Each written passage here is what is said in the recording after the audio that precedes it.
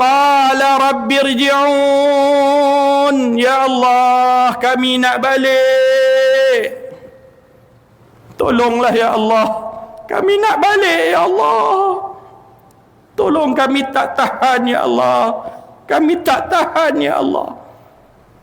Itu sebab kata Imam Ghazali, kita ni tuan-tuan kena sedar diri. Itu ayat yang dibagi itu untuk kita berfikir. Wahai Tuhan, ku tak layak ke syurgamu. Memang tak layak pun kita.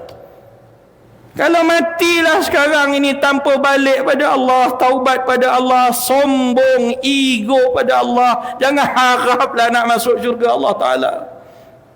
Boleh nak masuk syurga nanti setelah dia azab di atas dosa-dosa yang kita lakukan.